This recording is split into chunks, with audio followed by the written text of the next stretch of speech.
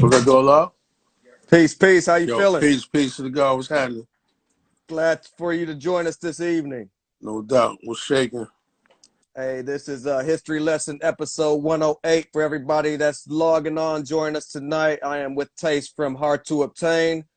Thanks again for logging through, joining us this evening.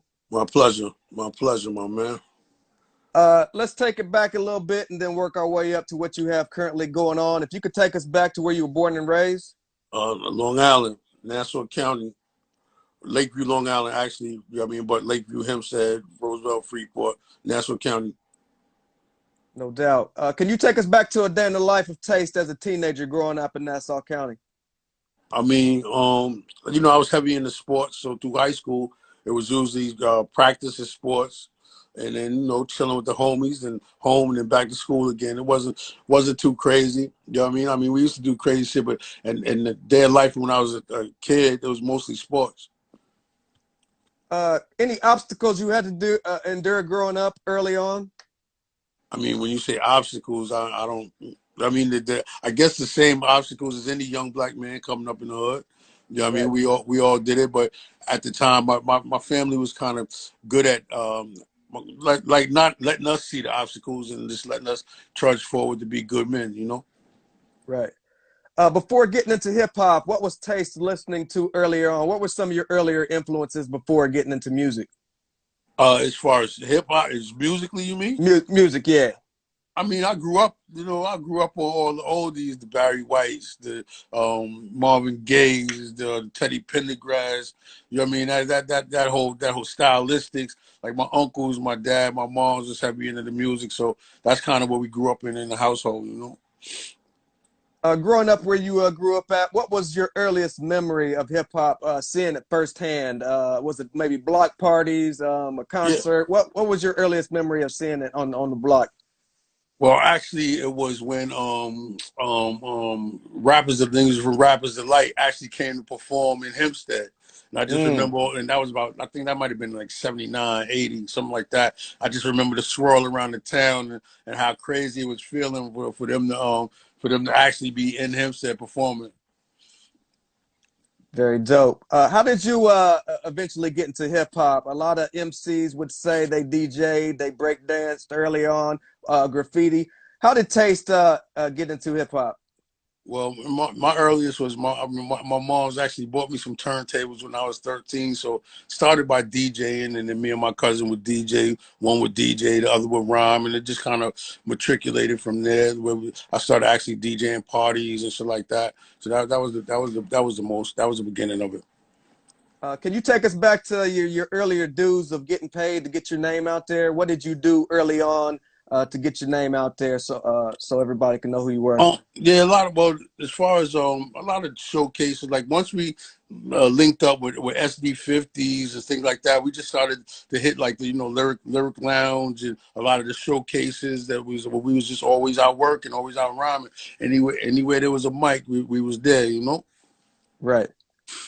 Were you always a solo MC, or were you always in a group? How did you link up with DL and DJ 6-7 early on? Well, actually, they was Low was my man since we was little. You know what I mean? Since we was young guys, like 8, 9, 10 years old, just growing up in the same hood. And then Sev actually went to school with another good friend of ours named Miles Easton, and he was a DJ. So it was just a natural kind of thing that came together. But I was always I was more heavy into it than Low was. I kind of grabbed Low on for the ride just because he was my man at the time, and over time he really learned how to rhyme on his own and things like that. Did you guys end up shopping a demo early on?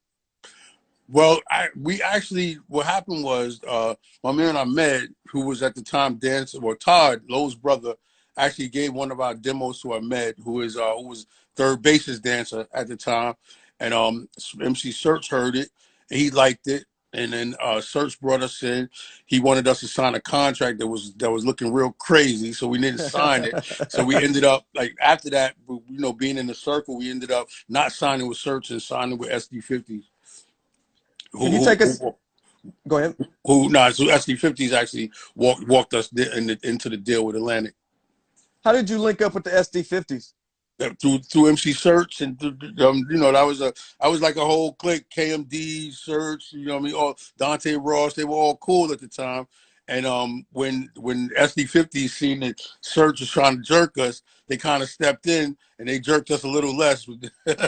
but but you know, like they kind of stepped in and we ended up going the route with SD50.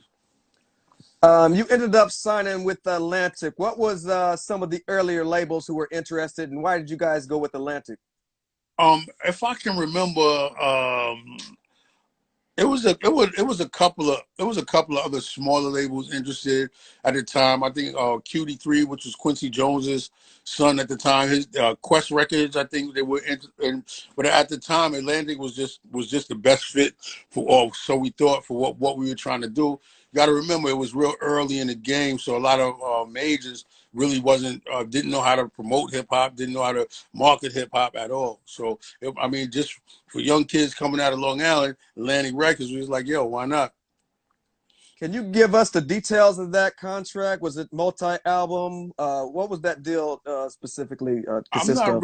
I'm not really sure the deal. I know there were album options. I mean, there was one album with album options afterwards. I'm not sure of the specifics of what the contract was at the time. Like I said, it was one of them things where we were actually signed to a production deal with SD50s, and SD50s signed, you know what I mean, the deal to Atlantic. So we were signed through a production deal at the time. We recently lost one of our superheroes, MF Doom. You and DL appeared on their Black Bastard album in Yeah. 1993 on Yeah. the title track F Your Head Up. Uh-huh. Can you take us back to how you guys, your affiliation with Zevlov X KMD? Yeah, well, like I said, once again, we was all cool. They was from Long Beach, Long Island, and like just stepping in with coming in through Ahmed and third base. That was third base group. So we were all like just family. So like Doom and we were always in the studio at each other's crib. I mean, listening to records, listening to beats. He played beats for me. I would rhyme over joints for him, and they was just like family at all times. Yeah. What were some of your best memories of recording on Black Bastards? And were you aware of the label situation with Elektra not wanting to put that album out at the time? Yeah, I mean, we were aware of it. I didn't know how intense it was or whatever, but we were definitely aware of the problems with Elektra and things like that. But like I said, once again, when we were in the studio and they were doing that album and we were doing our album at the time, we didn't think about stuff like that. We was just in the studio having a good time, just happy to be a part of the culture at the time, at the early hip hop set, you know. Right. You guys dropped L.I. Groove before you put out the album. Is that correct? Correct.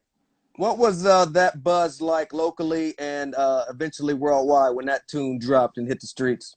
Well, the buzz locally it was kind of crazy because like we got into the BT rotation really early on that record, so it really did start to pick up steam. But the Atlantic record machine really didn't know what to do with the momentum, with the rhythm at the time, and then right after that, the Brandy, I Want to Be Down record came, and that shit wiped everybody's shit off everybody's desk. It was over for everybody after that record came.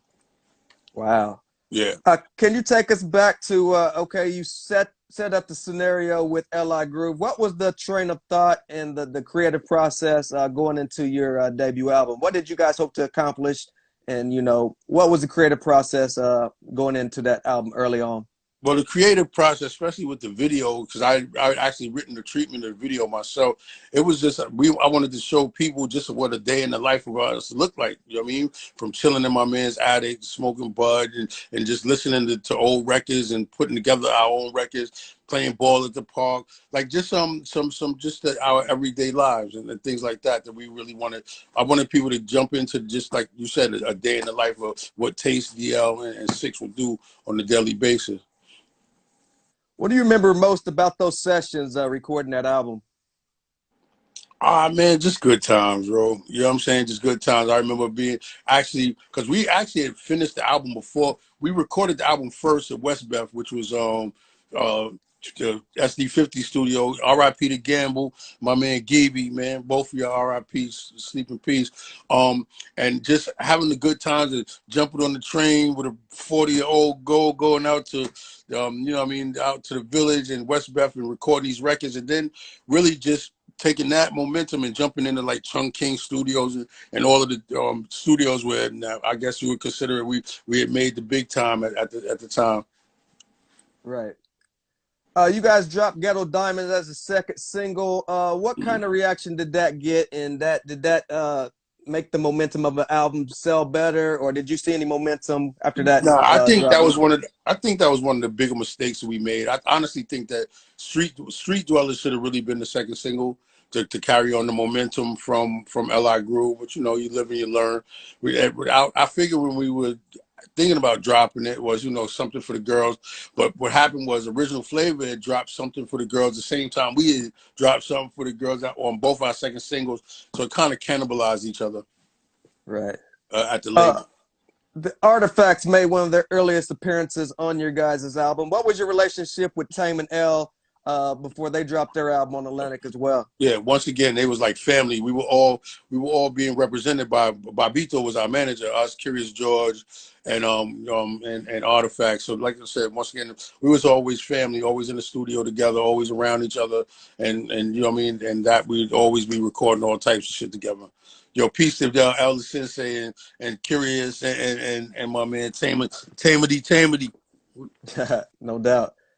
Your last single, Heels Without Souls, you ended that the record with 3 singles, 2 videos. Do you think Atlantic did a good job with promoting the album overall? Nah, horrible.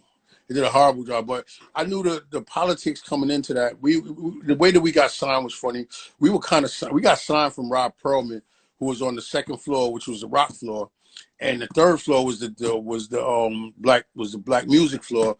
So asking the black music guys to actually promote and market something that they never had signed, they didn't have anything to do with. It was a tough deal all the way around. Right. Overall, were you pleased with that project? Is there something that was maybe missing, a production from somebody, a guest appearance? Was Taste overall pleased with the way that album came out? I mean, it was cool, but like I said, we had done the album so far in advance that by the time that the album came out, we were totally different MCs. Like I had progressed so much more by the time that album came out, because like by the time that album came out, it was already almost 2 to 3 years old. You know what I mean? Because of all of the semantics, everything that took place. We recorded it first in SD's basement, and then took that same recording and went to the bigger studios with that same recording. I just think if had people got a chance to hear what we were matriculated to be after that, I think it would have been a more long-lived career. Did you guys have options to use other producers, or was it always in the plans to predominantly use the SD50s? I mean, we used DJ Nasty on a couple of joints, but it was predominantly SDs. I mean, we didn't really have a chance because SDs used to, like, as soon as we got there, the SDs had so many beats and things like that. We never really even thought to go outside of SD50 at the time. Right.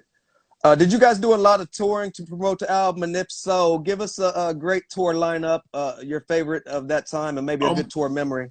Yeah, we did some touring. We actually like in the early days, we jumped on a couple of small tours where it was us, Big, Craig Mack, Outkast. Like we was on some pretty dope joints early on. You know what I mean, a lot of the promotional tours at the time.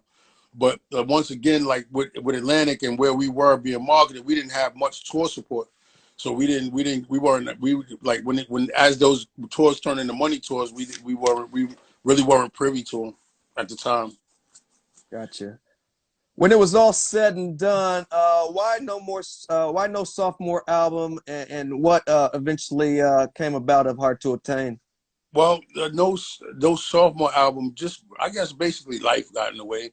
You know what I mean? Like at the time, Atlantic didn't renew us for another album as far as through SD50s, and then just all of the work of having to get a new deal and all of that. At the time, I was having Loa just had a daughter. I was having a child, and it was just time for life. You know what I mean? At that point. Right. Do you remember the Source review? The Source ended up giving you guys three mics. Did this affect you at all? And do you It was remember three those and a half. times? Yeah, we got three and a half mics out of source. It was cool, but I don't think it was necessarily a make or break. They gave us some compliments within the article, but I don't. I think if, like I said, had the music been marketed, like the music is more popular now than it was then. At this point, it steady collects a newer and newer fan base to this day than it did back then, which is a testament to me of the longevity of what the music was. Right. Can you give us your overall best memories of that time era of Hard to Obtain from the beginning to end? What were some of your best memories?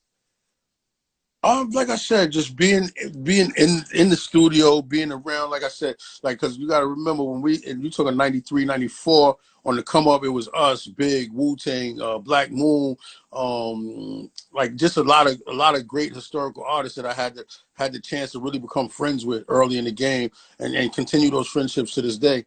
You know what I mean? And so to watch even Jay, like you got to remember on Atlantic, it was only us and Original Flavor. So Jay and Dame was my man. So like early in 93, 94, and we continued that friendship until this day. Very dope. Mhm. For everybody who's wanting to know what's up with Taste, can you catch us up on what you have been up to all these years? Well, through that, I got into the marketing game. I got into like Damon John, who became a really good friend of mine. I started doing the marketing director at Fubu, then marketing director at Jimmy Jazz Stores, marketing director at Coogee, and then just became the more so a deal maker, like a like just appropriating deals and leveraging relationships at this point. You know what I mean? Just because of my affiliation with such a huge clothing company at the time, it allowed me to gain a lot of relationships in a lot of different areas, in which now I just kind of put relationships together and take a percentage. Very dope. What's the status of H2O? Are you still in contact with those members? Yeah, they like family all the time. I just spoke to Lo maybe about 3 weeks ago. Lo and Kev, actually, they called me for my birthday while I was in LA. But yeah, nah, they know that's family always. No doubt. Up to this point, what does Taste consider his greatest achievement so far?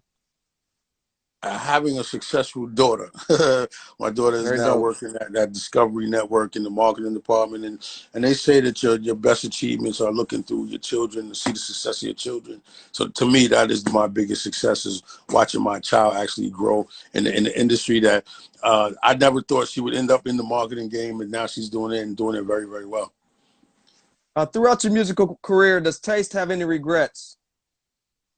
Yeah, that the one regret I would say, or one missed decision, like I said, I think we should have put out Street Dwellers instead of Ghetto Diamond for the second single. I think that would have really I think that would have really made a bigger difference. What do you think about the state of hip hop in 2021? Thank God that Griselda. Yeah, thank God for Benny the Butcher and Conway the Machine and all of those guys, man. Because like at a certain point, to me, everything was just sounding alike. I couldn't even be a gauge of what was considered a good record or not, because all the cadences sounded the same, all the beats sounded the same. For my era, everything had its own lane. In this era, it's like a lot of follow the leader.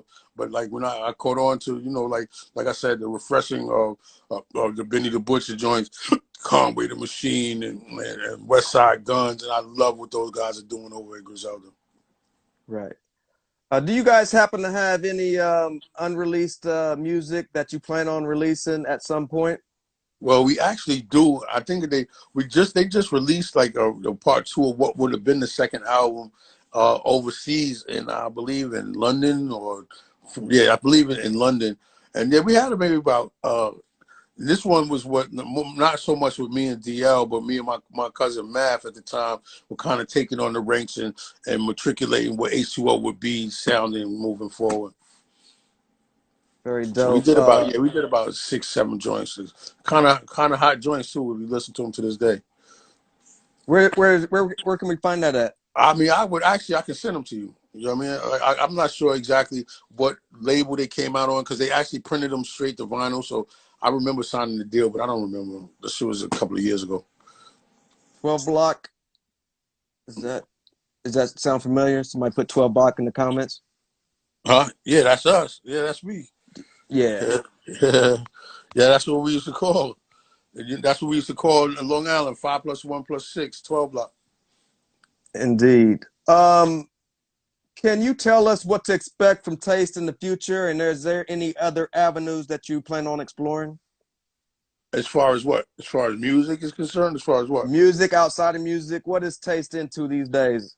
Oh, I'm steady, steadfast in the marketing game, man. Like I said, and just brokering all different types of deals, whether it be music, fashion, whatever deals come across my plate that I'm able to broker. That's what I'm doing now. Very, very dope. Hey, I appreciate you catching up with us. Can you tell us where we can find you at social media wise and how we can keep up with Taste and anything hard to obtain? At Taste Inc. TASTEINC on IG, and I think there's a hard to obtain official page up as well. So I mean, always check in there, but you can always check my IG. My joint is public, and you'll see exactly how I'm moving around. No doubt. Any last messages for your long-term fans? Nah, man, you'll just keep hip hop pure, keep hip hop in your heart, man. Keep it moving, keep it going, keep the opportunities growing for the kids, man. No doubt. Taste, I appreciate you joining us this evening. All right, appreciate you having me, my man. No doubt. This has been episode 108. That is Taste, hard to attain. I'm Jadrell and Sin-seer, and we're out of here. Thank you so much. All right, my boy. Peace.